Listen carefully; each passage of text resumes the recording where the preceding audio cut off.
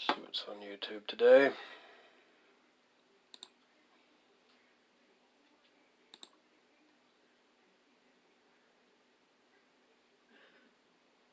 What a heartless...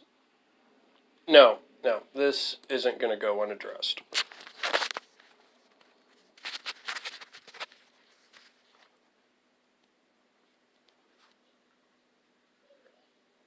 Hey, bro, I got a... Hold up. I have a thing. Thing? You don't have things. Yes, I do. What's up, buddy?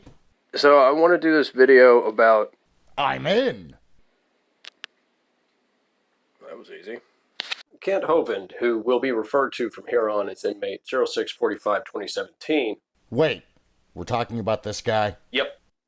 By the way, you should be here instead of a disembodied voice. That's better. Welcome to my slice of reality, iCard. What sorcery is this? My kind of sorcery. Now, we may have started off lighthearted, but we have a serious topic to cover. 0645-2017 had a death at his Dinosaur Adventureland Creationist Park on the 17th of March. Before we go further, my friends and I want to offer our condolences to the family of Stephen, the 7-year-old boy who died. Inmate 0645-2017 briefly spoke about the incident. I need a drink. You probably do. We had this last Sunday rumors going around the internet about an accidental drowning here at Dinosaur Adventureland, and it's true. There was a family with 5 kids, twin 7-year-olds, all playing in the lake together. The water was 3 feet deep. Suddenly the dad noticed that Stephen, the 7-year-old, was gone, and he apparently slipped on the dock and hit his head. Nobody saw it. We don't know, but he did drown in our lake. And we tried, your wife is a medical doctor, and she's right there on the scene within, as soon as he got him out of the water. We don't know how long he was underwater, but she gave him CPR, did everything right, took him to the hospital. Their CPR, do proper compressions being done right whenever he was out of the water. He was man on the scene. Yeah, I mean, it's too late. We don't know what happened. Anyway, the kids had a blast here, and the dad wants to bring all the kids back and loves the place, but there's one complete, absolute idiot moron named Robert Batty. He's a former IRS agent. They brought him out of retirement just to hassle me because their IRS case against me looked so bad. They did so many things wrong and broke so many laws. They said, go make Hovind look bad. Robert Batty, he did a Twitter thing, drowning at Kent Hovind compound. He calls us the compound. He does everything he can to belittle us, okay? Batty, crazy, insane, you'll drive me batty. Let's see, similar words, mad, insane, odd, queer, eccentric, deranged, demented. Good name for the guy, Robert Batty. Anyway, okay, we have good fishing here in our lakes, so ignore what he says, please, or you get on his Twitter page and explain to him sweetly, shut up, okay, go get a life, just find something constructive to do. Don't make the family feel bad, their boy drowned, it's enough, okay, shut up. Unreal. Okay, we got good fishing here in the lake. I did say briefly. Very briefly. You think he could at least give 2 minutes to the topic?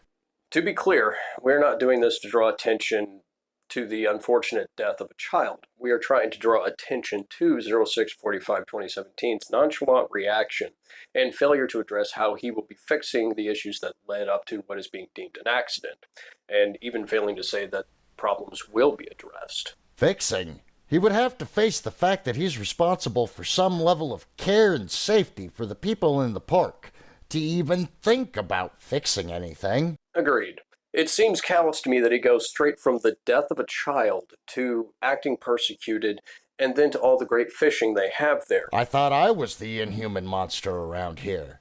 This guy not only doesn't care, but he doesn't want you to care. Indeed not. And the less attention he draws to the incident, the better. And the faster he can sweep it under the rug as if it never happened. He doesn't seem willing to take even a little responsibility for the death of Stephen and does not seem to have any remorse.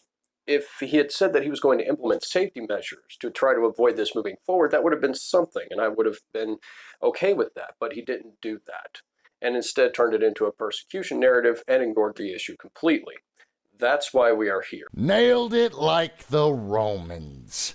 Now, I know people expect a certain level of vulgarity out of me, but inmate 06452-017 likes to bleep things out of context. So, Daddy is going to behave and not give him any excuses. We have a few things to go over. So, Adam? Right. So, based on the available information, this is the area where the incident happened. Well, not here specifically. Inmate 0645-2017 hasn't released the specific location, and we don't expect him to, but this is the place it happened according to an individual that resides on the property named Mark Stoney, accompanied with a satellite image of the area. We had to pull this image and the background today off a video of his from September of last year because he doesn't seem to allow filming or photography on the property unless it's done by his people. An autopsy has not been done at this point, to the best of our knowledge, but what information we do have indicates that Stephen slipped and suffered a blow to the head on the dock/bridge before falling into the water. Mark has stated that, in his opinion, every precaution had been taken, but even a brief look at this shows several places that could benefit from improvements that would make a tragedy like this much more preventable in the future. Setting aside for the moment that a dedicated lifeguard would help, because there are many swimming places all over the country that don't have one, a good start would be a clearly defined swimming area, separated from the dock. It's hard to watch a large body of water, and even limiting swimming to a generously large swimming area makes it easier to keep watch over kids in the water, and keeping it away from the dock eliminates obstructed views. The depth varies, so it would also be a good idea to implement and enforce a policy requiring kids under, say, 14 years of age to wear a life jacket at all times while in or around the water. There are models that allow free range of motion without being cumbersome. As for the dock/bridge, there are a couple of things that spring to mind which 0645-2017 could do differently. For starters, if the designated swim area is around the dock, then it would be prudent to gate it in some way to limit access from small children. And due to the extremely shallow nature of most of the area being around 3 feet deep, some actual guardrails would be helpful to prevent head injuries from hitting the ground when falling into the water. Further, a non-skid material of some sort would be extremely helpful. All of these things are mostly non-invasive and would barely be noticed as anything more than a minor inconvenience, but combined increase the overall safety of the area considerably. Inmate 06452-017's defenders will doubtlessly take issue with this, but I would go so far as to say he has been extremely negligent in his implied responsibilities to provide a reasonably safe experience for his guests. As of this recording, we're not certain if he owns the property that Dinosaur Adventureland is on. We know it was donated to him, but he treats it as if it's his own personal backyard and not a park that needs to have some degree of safety structures in place. The video of the tour, for example, highlights a glaring problem. Adam, I need some of that sorcery. Notice here that the vehicle he's driving these kids in is overloaded and none of them are wearing seatbelts. Vehicles like this are unstable and prone to rolling, which means he's endangering the lives of children. Letting Jesus take the wheel, so to speak, won't prevent injury or death if this thing flips or rolls, especially with no seatbelts being worn. An actual concern, since this has apparently happened. Seatbelts are there for a reason, inmate 0645-017, letting people know that they are entering at their own risk and you won't be held liable for anything that happens on the property does not excuse you from following basic safety guidelines and providing a reasonably safe environment. His legal responsibility here is a bit fuzzy because he is a nonprofit ministry classified as a 501c3 tax-exempt church ministry.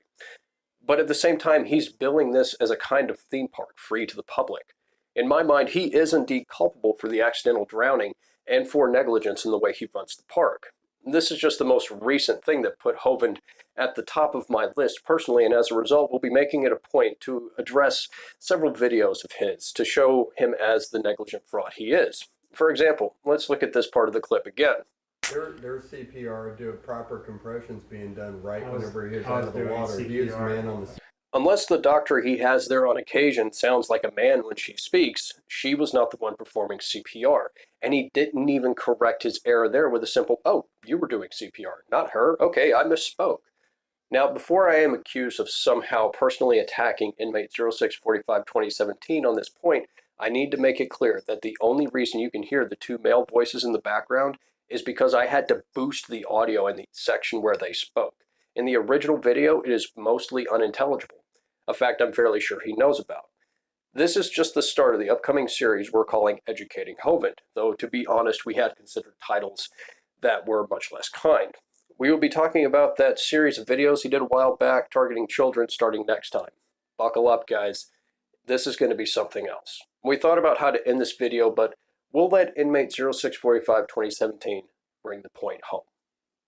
One idiot was talking about, we had the boy drowned at our lake, you know, and the dad was right there by him, you know, 7-year-old, and we did everything possible. He just hit his head and disappeared under the water. Nobody saw him.